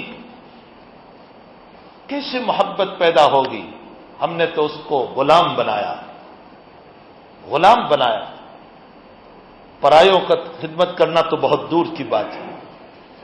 فجر سے پہلے پہنچے حضرت عمر، بڑھیا سے کہا امی پانی بھر لاؤں؟ فرمایا بیٹے تجھ سے پہلے کوئی آیا تھا، پانی بھی بھر گیا، جھاڑو بھی دے گیا۔ اللہ اکبر۔ 4 بجے پہنچے تہجد کے موقع پر، فرمایا امی پانی بھر لاؤں؟ فرمایا بیٹا تجھ سے پہلے کوئی آیا تھا، پانی بھی بھر گیا، جھاڑو بھی دے دیا۔ حضرت عمر کہنے لگے کون ہوگا جو رات میں اس وقت بھی آ رہا ہے؟ فرمایا آج تو میں عشاء کے بعد چھپ کر کھڑا رہوں گا بڑھیا کے مکان کے قریب، چھپ کر، چاہے رات کا جتنا حصہ گزر جائے میں دیکھوں تو صحیح کون آتا ہے۔ رات کا ایک حصہ گزر گیا، حضرت عمر کھڑے ہیں کہ کون آ رہا ہے؟ اتنے میں کوئی آدمی ہاتھ میں چپل پکڑے ہوئے، تاکہ چپل کی آواز نہ آئے، چل رہا ہے۔ اتنے میں عمر رضی اللہ تعالیٰ عنہ قریب دوڑے اور یوں لپٹ گئے، دیکھا کہ سیدنا صدیق اکبر رضی اللہ تعالیٰ عنہ تھے. صدیق اکبر، حضرت عمر کی چیخ نکل گئی، امیر المومنین یہ کیا ہے؟ منہ دبا دیا صدیق نے، چپ ہو جاؤ، لوگ سوئے ہوئے تھے. فرمایا کام اخلاص سے کرو، کسی کو پتہ نہ چلے. حضرت عمر نے فرمایا حضرت یہ کام میرے حوالے کر دیں، یہ کام میرے فرمایا نہیں عمر، تو جتنا جنت کا محتاج ہے ابو بکر بھی اتنا ہی محتاج ہے.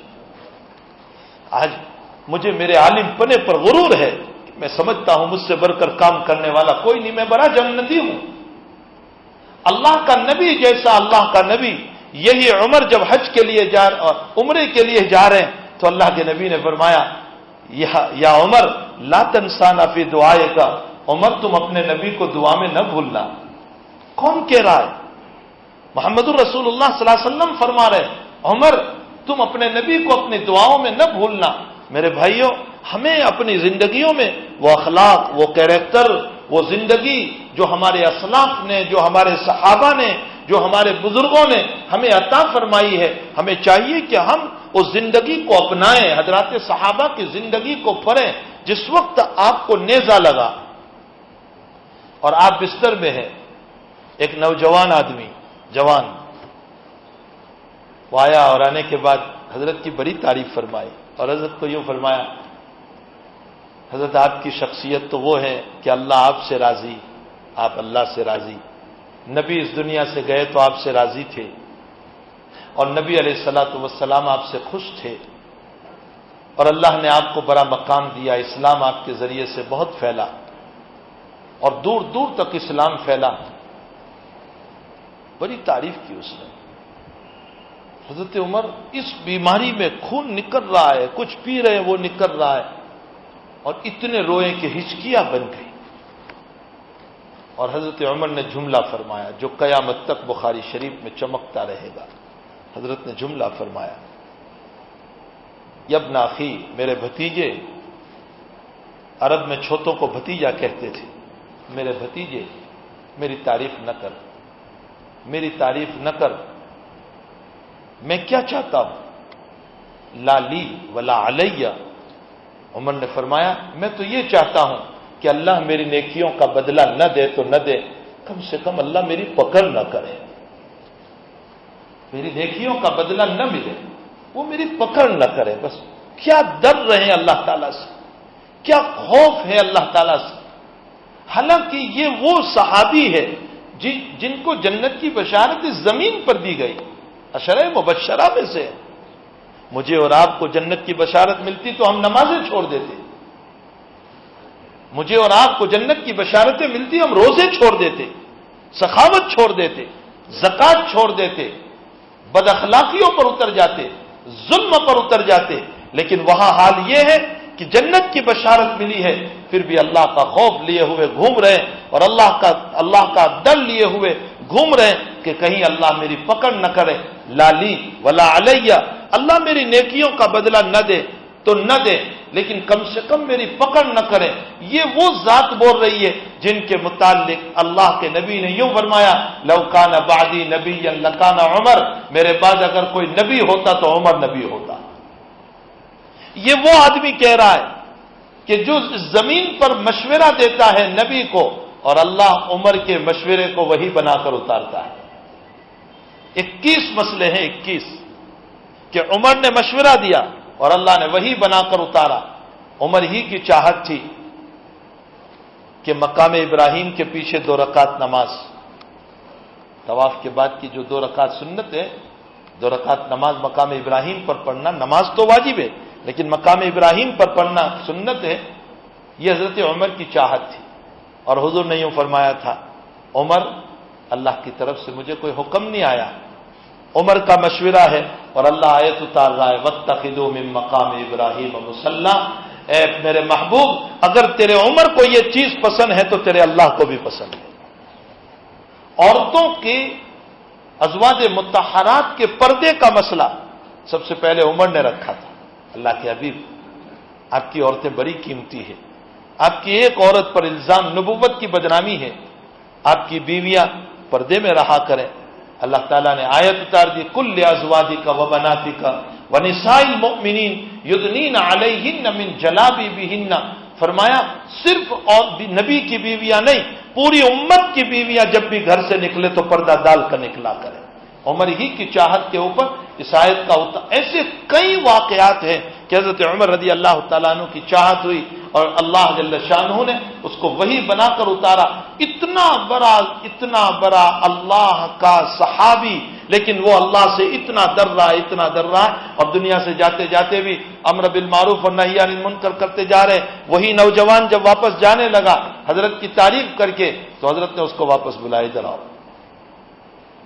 فرمایا بیٹے تیرا پجامہ تخنوں سے نیچے ہے، اس سے دو نقصان، دیکھیے دنیا سے رخصت ہو رہے اور نبی کے اس کام کو انجام دے کر جا رہے۔ فرمایا بیٹے تیرا پجامہ تخنوں سے نیچے ہے، اس سے دو نقصان، دنیا کا نقصان یہ ہے کہ اتنا کپڑا خراب ہوگا، اور دین کا نقصان یہ ہے کہ اللہ تجھ سے ناراض ہوگا۔ دنیا سے جاتے جاتے بھی حضرت مولانا صاحب رحمۃ اللہ علیہ آخری بیماری میں مرض الوفات میں ہے اور ڈاکٹر آپ کے علاج کے لیے انجیکشن رکھنے کے لیے آیا، حضرت اس وقت نیند میں تھے، انجیکشن تو نہیں دیا لیکن نبض چیک کر کے واپس چلا گیا، ابھی وہ باہر ہی پہنچا ہوگا، حضرت کی آنکھ کھل گئی، بتایا حضرت ابھی ڈاکٹر آئے تھے دیکھنے کے لیے لیکن آپ سوئے تھے تو آپ کو جگایا نہیں۔ فرمایا اچھا ڈاکٹر کو بلاؤ، تم نے اس کو نماز کی تلقین نہیں کی، بلاؤ اس کو۔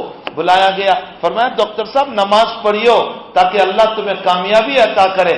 آج حضرت یہ بات کر رہے ہیں اور دوسرے دن دنیا سے روانہ ہو رہے ہیں۔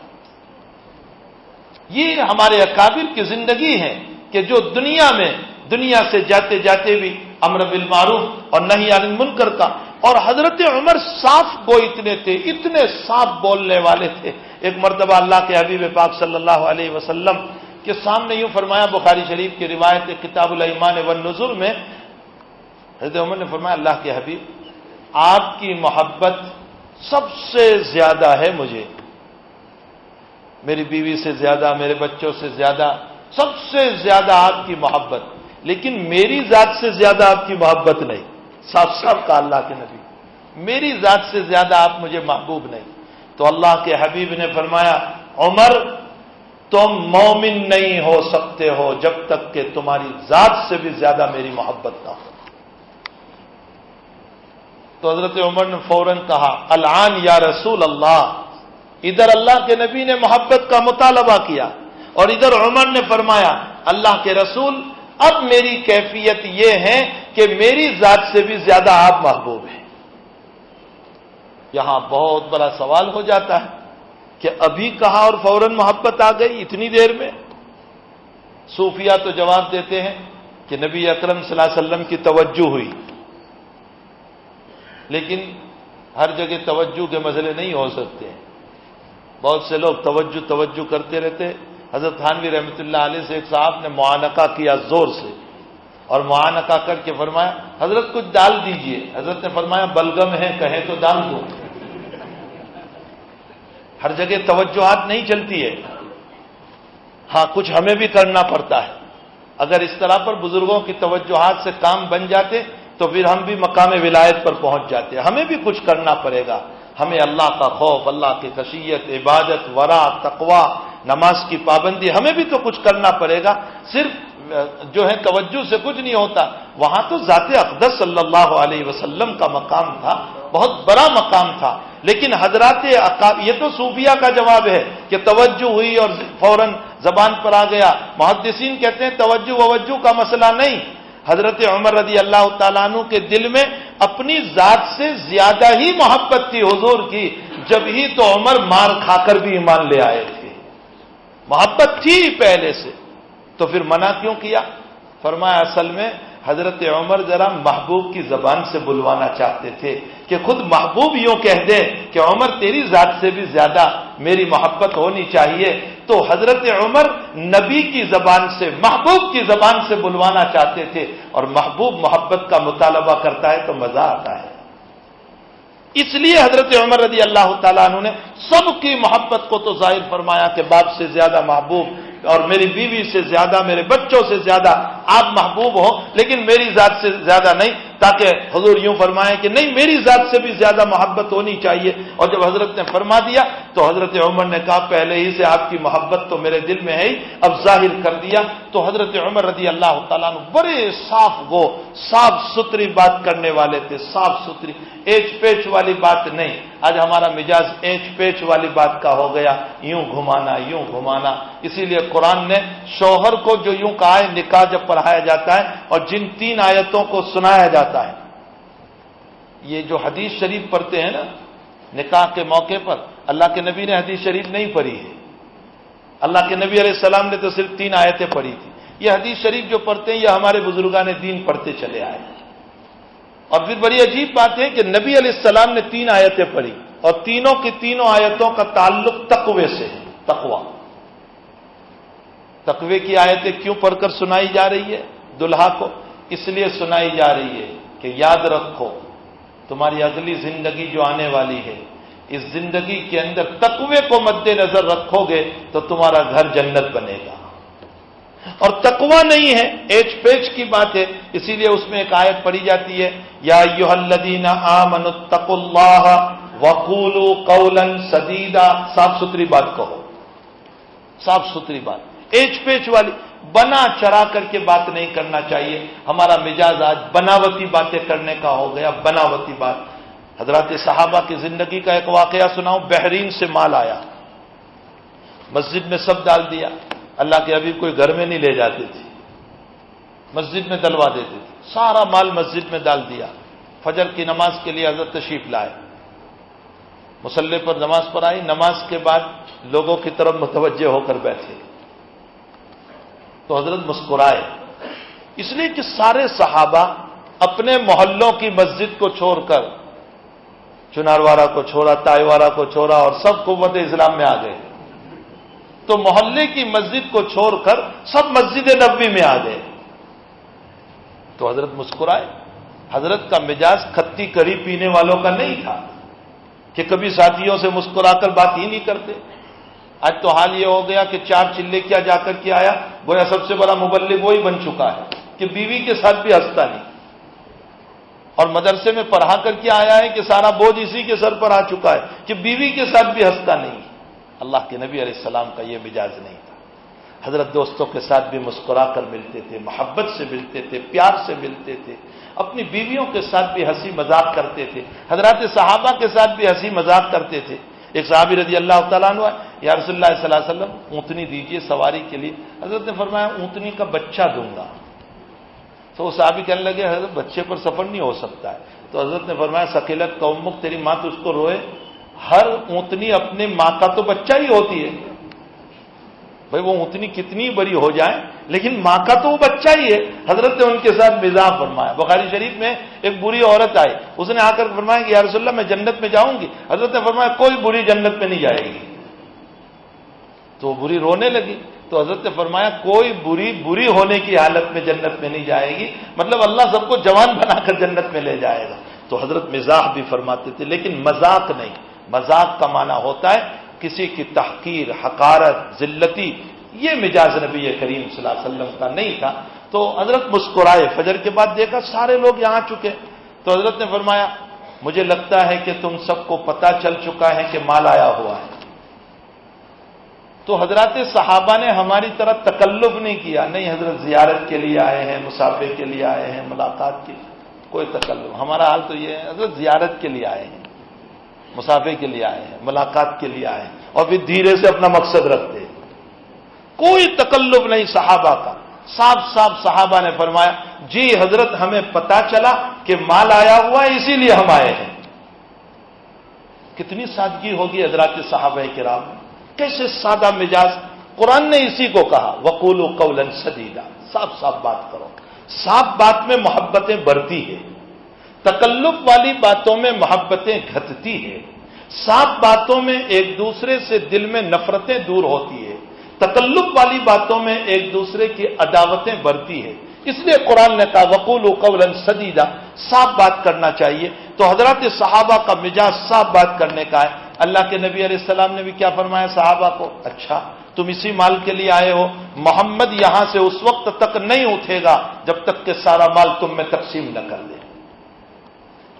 پھر حضرت نے ایک ارشاد فرمایا، حضرت نے فرمایا مجھے میری امت پر شرک کا خوف نہیں، ما اخاف علیکم الشرک، مجھے میری امت پر شرک کا خوف نہیں ہے، مجھے میری امت پر جس بات کا خوف ہے ولیکن اخاف علیکم ان تبسط الدنیا، مجھے جو خوف ہے وہ یہ ہے کہ تمہارے پاس دنیا بہت ہو جائے گی، دنیا کا مال بہت ہو جائے گا، فتنافسوها کما تنافسوها من کان قبلکم، پھر تم کمپٹیشن پر اترو گے جیسے پہلے لوگ اترے تھے، اس کا مکان 50 لاکھ کا، میں 70 لاکھ کا بناؤں، اس کے گھر کا فرنیچر چائنا سے آیا میں جرمنی سے منگواؤں، فتنافسوها کما تنافسوها من کان قبلکم، تم کمپٹیشن پر اترو گے، تم مقابلے پر اترو گے، پھر آگے کیا ہوگا؟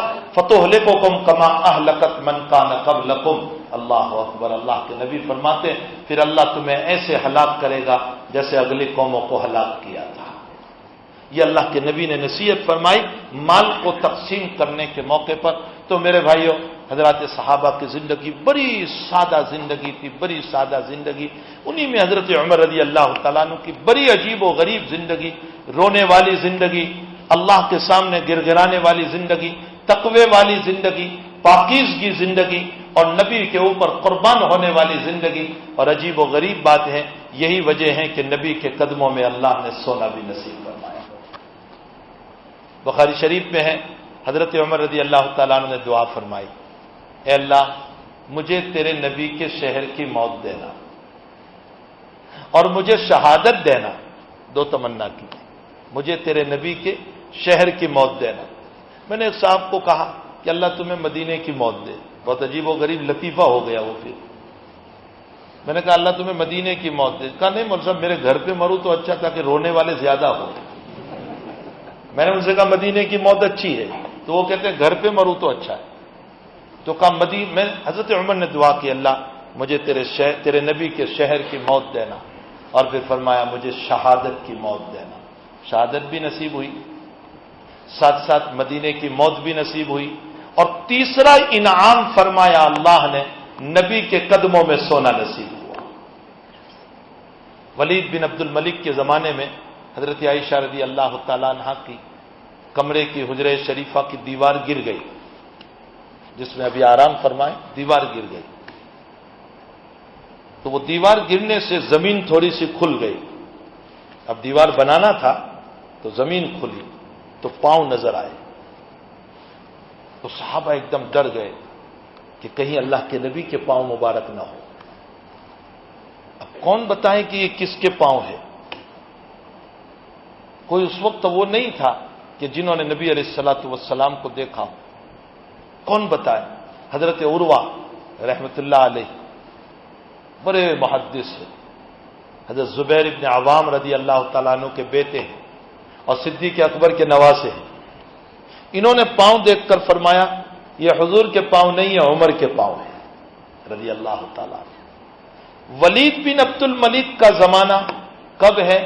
حضرت معاویہ کے بعد یزید کے بعد ولید بن عبد الملک کا زمانہ آتا ہے، یعنی قریباً حضرت عمر کے انتقال کے 40 سال کے بعد زمانہ آ رہا ہے، یا 30 سال کے بعد، اور پاؤں جو کہ تو ہے، معلوم ہوتا ہے اللہ کے ولیوں کو زمین نہیں کھاتی، جو کہ تو آپ کے پاؤں موجود ہے۔ اور عجیب و غریب بات قاضی ایاز نے اپنی کتاب الشفا میں لکھی، فرمایا جس مٹی سے میرے آقا کا جسم بنایا گیا تھا اسی مٹی سے ابو بکر و عمر کا جسم بھی بنایا گیا تھا۔ بہت عجیب بات لکھی ہے قاضی ایاز نے، اور اس کی دلیل یہ پیش کی کہ مسند احمد کی روایت ہے جس مٹی سے اللہ کسی کو پیدا کرتا ہے دوبارہ اسی مٹی میں اس کو لوٹاتا ہے، جس مٹی سے پیدا کیا گیا اسی مٹی میں لوٹاتا ہے۔ ظاہر سی بات ہے کہ جناب محمد رسول اللہ صلی اللہ علیہ وسلم کو جس مٹی میں لوٹایا گیا، اس کا مطلب یہ نکلا کہ حضرت کا خمیر اسی مٹی سے بنا ہوا تھا، تو ابو بکر عمر کو بھی تو وہی لوٹایا گیا، معلوم ہوا کہ اسی مٹی سے ابو بکر عمر کو بھی خمیر کو بھی تیار کیا گیا تھا۔ بتائیے وہ مٹی کتنی مقدس ہوگی عمر کے اندر اور ابو بکر کے اندر، جس مٹی سے میرے آقا کے خمیر کو بنایا گیا تھا۔ لیکن عمر کے تقوی کا عالم یہ ہے کہ انتقال سے قبل اپنے بیٹے عبداللہ ابن عمر رضی اللہ تعالیٰ عنہما کو یوں کہا کہ بیٹے میرے مرنے کے بعد حضرت عائشہ جاؤ تم حضرت عائشہ کے پاس اور ان سے اجازت لو امی کے کہ میں نبی کے قدموں میں دفن ہونا چاہتا ہوں. اجازت دے تو ٹھیک ہے، ورنہ تو عام قبرستان میں.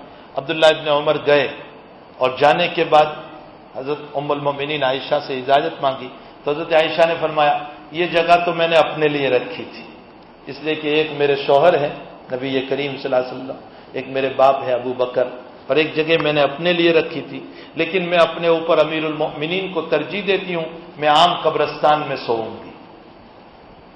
حضرت عمر کو جا کر بتایا، جی خوش ہوا عمر کا. اس کے بعد اپنے بیٹے عبداللہ کو فرمایا بیٹے لگتا یہ ہے کہ میری آنکھ کھلی ہے اس لیے شاید عائشہ نے شرم کے مارے کہہ دیا ہو، میں مر جاؤں میرا جنازہ لے کر چلنا اور باہر رکھنا اور پھر اجازت لینا، اگر اجازت دیں تو ٹھیک ہے ورنہ مجھے عام قبرستان میں دفن کر دینا. اور یوں نہ کہنا امیر المؤمنین اجازت لے رہا ہے، یوں کہنا عمر بن الخطاب اجازت لے رہا ہے. جنازہ لے کر چلے، پھر اجازت مانگی. حضرت عائشہ نے فرمایا میں خوشی سے اجازت دیتی ہوں کہ میرے کمرے میں حضرت عمر رضی اللہ تعالیٰ عنہ کی تدفین ہو. لیکن اس کے بعد حضرت عائشہ جب بھی اس کمرے میں جاتی تھی تو ذرا ایک پردہ کر لیا تھا بیچ میں، پردے کے اس طرف قبریں تھی، پردے کے اس طرف حضرت عائشہ کی اپنی ضرورتوں کا رہنا تھا تو بیچ میں پردہ کر لیا. علماء نے لکھا کہ یہ پردہ کیسا، اس لیے کہ یہاں تو حضرت عمر رضی اللہ تعالیٰ عنہ کی تدفین ہو چکی ہے اور دفن کے بعد تو کوئی پردے کا مسئلہ ہوتا نہیں، زندوں سے پردہ کیا جاتا ہے، مردوں سے کیا پردہ کرنا ہے، تو پھر پردے کا مسئلہ کیوں رکھا گیا؟ فرمایا یہ وہ پردہ نہیں تھا جو عورتوں کا زندوں سے پردہ کیا جاتا ہے، یہ احترام اور عزت کا پردہ تھا. مطلب یہ ہے کہ میرے شوہر ہیں اس سے تو اتنا مسئلہ نہیں، میرے باپ ہیں ان سے تو اتنا مسئلہ نہیں، لیکن عمر پرائے ہیں ان کا احترام میرے ذمہ میں ضروری ہے، تو احترام کے خاطر پردہ کر لیا تھا. یہاں سے علماء نے مسئلہ نکالا کہ اللہ کے اولیاء بھی قبر میں زندے ہیں، اللہ کے نبی تو زندہ ہے ہی، ورنہ تو پھر پردے کی ضرورت ہی کیوں ہوتی اگر یہ مسئلہ ہوتا تو. بہرحال حضرت عمر رضی اللہ تعالیٰ عنہ کو اجازت دی گئی، آپ کو وہاں دفنایا گیا. حضرت عمر رضی اللہ تعالیٰ عنہ کی روایت میں ہے کہ دو چیزیں عمر نے مانگی، ایک تو مدینے کی موت اور دوسرا شہادت کی موت. دو چیزیں اللہ نے عطا فرمائی اور تیسری اللہ نے اپنی طرف سے عطا فرمائی، اور وہ عطا فرمائی نبی کے قدموں میں سونا نصیب ہوا. میرے بھائیوں حضرت عمر کی زندگی تھوڑے سے وقت میں نہیں ہو سکتی ہے، عمر کی زندگی تو بڑی لمبی ہے، بڑے ہی نشیب و فراز ہیں، بڑے مسائل ہیں، بڑی فقاہت، بڑی ذہانت حضرت عمر کی زندگی میں ہے. یہ چائلڈ بینیفٹ کا جو مسئلہ ہے ہندوستان میں نہیں ہے لیکن انگلینڈ میں ہے، کینیڈا میں ہے کہ حکومت جو بچوں کو بینیفٹ دیتی ہے، چائلڈ بینیفٹ جس کو کہا جاتا ہے، لوگ تعریف کرتے پھرتے ہیں کہ یہ انگریزوں نے کیا. یہ انگریزوں نے نہیں کیا، عمر نے کیا تھا. پولیس کا نظام سب سے پہلے عمر نے قائم کیا، قید خانے کا نظام سب سے پہلے عمر نے قائم کیا، ڈاک خانے کا نظام سب سے پہلے عمر نے قائم کیا. یہ سب حضرت عمر رضی اللہ تعالیٰ عنہ کے قائم کردہ آپ کی فقاہت ہے، آپ کی سمجھداری ہے کہ آپ نے ان تمام چیزوں کو قائم کی تھی. حضرت عمر کی ان چیزوں سے پہلے چائلڈ بینیفٹ نہیں تھا، حضرت عمر سے پہلے قید خانہ نہیں تھا، مسجد نبوی میں باندھ دیتے تھے.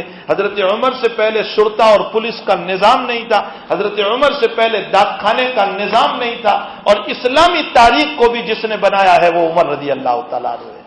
حضرت عمر کو آپ کے خلفاء نے لکھا کہ حضرت آپ کا خط کب چلتا ہے ہمیں پتہ نہیں چلتا، تو حضرت عمر نے فرمایا اچھا ہم اسلامی تاریخ مدون کریں گے.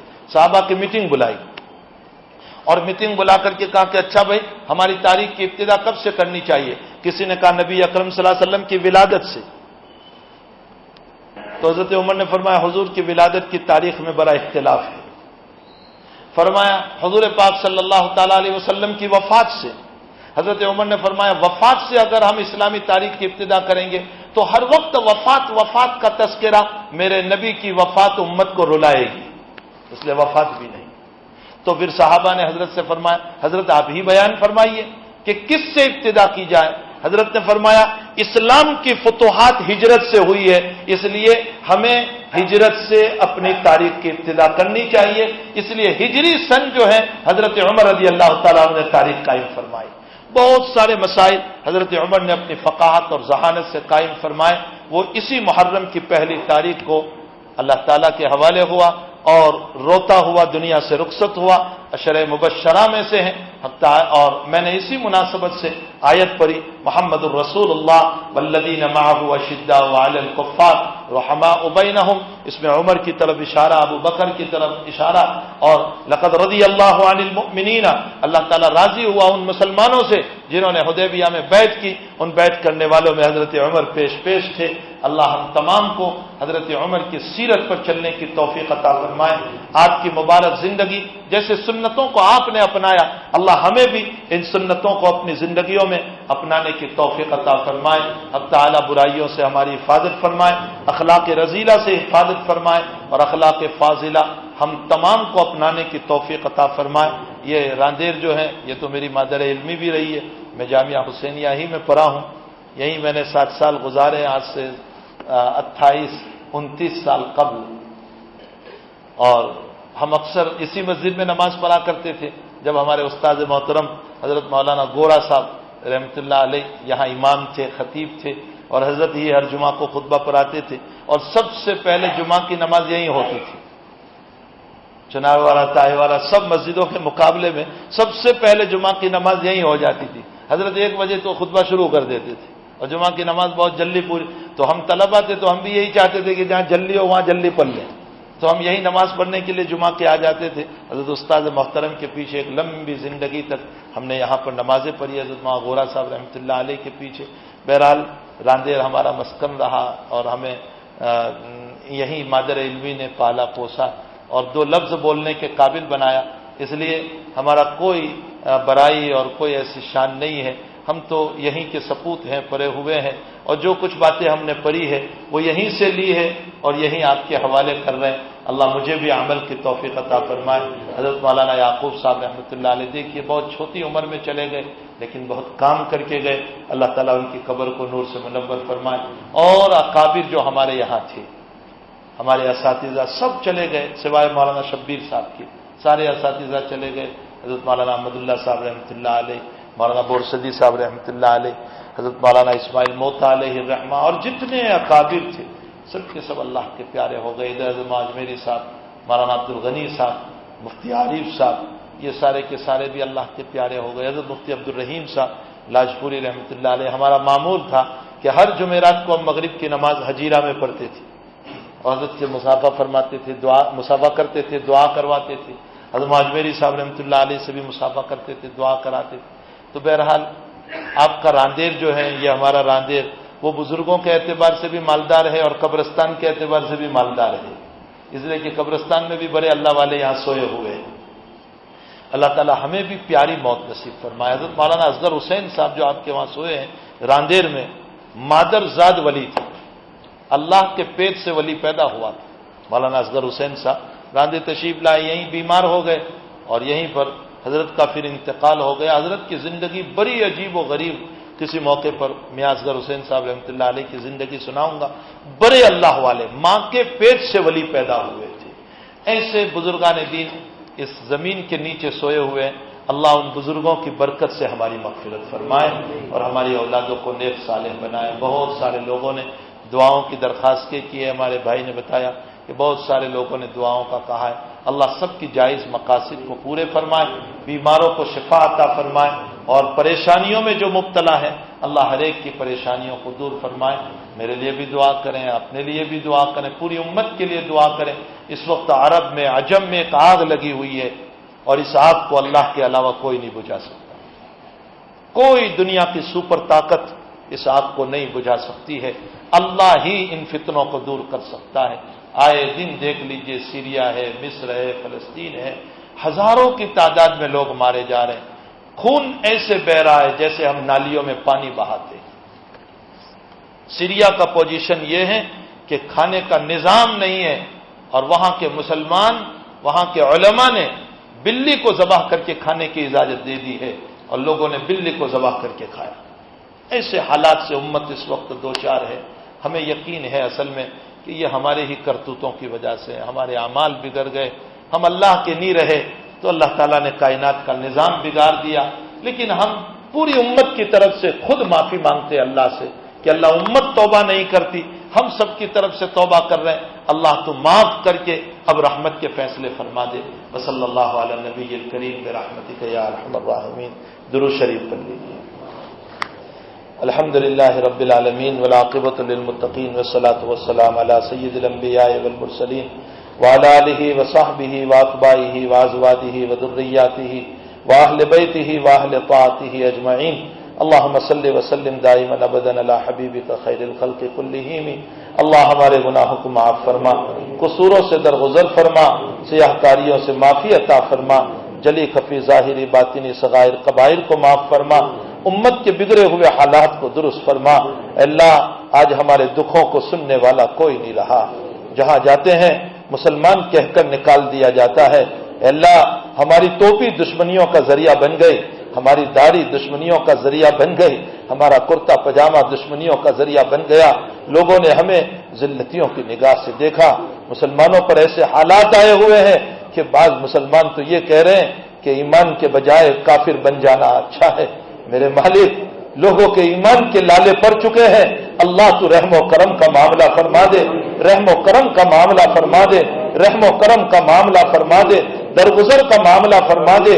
اے اللہ ہمارے دکانوں کو آگ نہیں لگی، ہمارے تو ایمان کو آگ لگ چکی ہے۔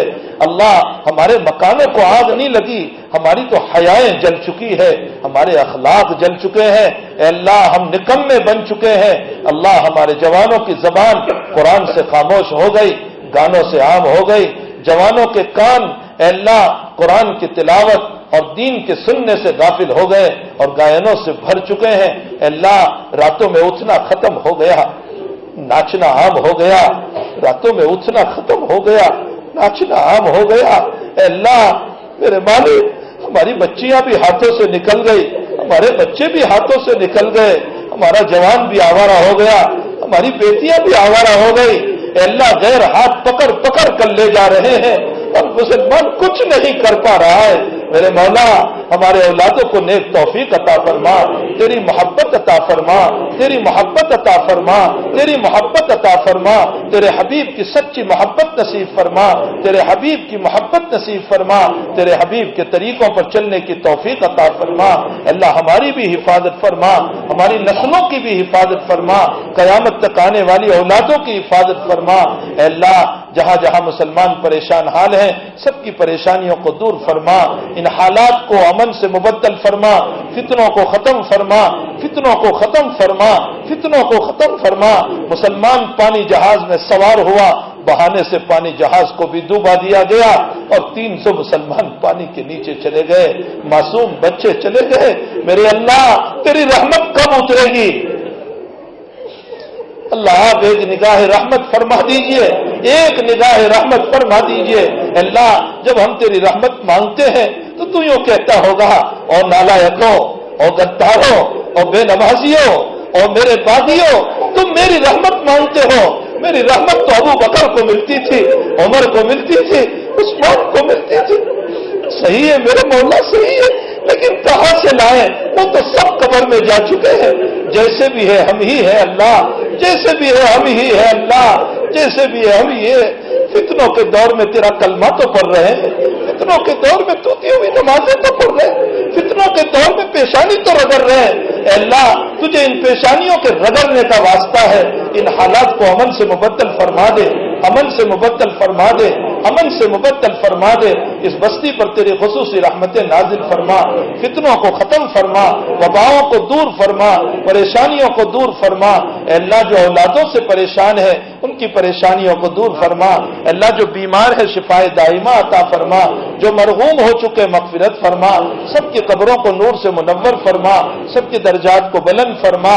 اے اللہ اس ادارے کے اللہ اس بستی کے تمام اداروں کو بے حد قبول فرما، ہمارے اکابر کی قبروں کو نور سے منور فرما، ان کے درجات کو بلند فرما، اور جو ہمارے اساتذہ بقید حیات ہیں ان کی عمروں میں برکتیں عطا فرما۔ اللہ ہمارے والدین کی مغفرت فرما، ہم سے ملنے والوں کی مغفرت فرما، محبت کرنے والوں کی مغفرت فرما۔ اے اللہ ہمارے بیوی بچوں کی مغفرت فرما، ہمارے اقارب کی مغفرت فرما، پوری امت مسلمہ کی مغفرت فرما۔ اے اللہ اس مجمع کی جائز تمناؤں کو پوری فرما۔ آج کی مجلس میں سب کی مغفرت کے فیصلے فرما دے، فیصلے فرما دے، فیصلے فرما دے۔ اے اللہ مسلمانوں کا تو پہلا مہینہ بھی قربانی کا ہے اور آخری مہینہ بھی قربانی کا ہے۔ اے اللہ ہم اس قربانی کے پہلے مہینے میں تجھ سے دعا کر رہے ہیں، اے اللہ ہمارا سال بحسن خوبی پورا فرمانا، حالات سے ہماری حفاظت فرمانا، اے اللہ پریشانیوں سے حفاظت فرمانا۔ اے اللہ جو مانگا اپنے فضل سے عطا فرما، نہیں مانگا اپنے فضل سے نصیب فرما۔ اللہ ہم تمام کو اپنے اپنے وقت پر ایمان پر خاتمہ نصیب فرما۔ اے اللہ اس مجمع میں جو تیرے مخلص ہیں جس کی آمین تجھے پیاری ہے، ان کی آمینوں کے ساتھ ہم سب کی آمینوں کو بھی قبول فرما لے۔ آمین یا رب العالمین۔ وصلی اللہ علی النبی الکریم برحمتک یا ارحم الراحمین۔ مجمع بہت بڑا ہے، میں مسافہ نہیں کر پاؤں گا، میں سلام کر لیتا ہوں۔ السلام علیکم ورحمۃ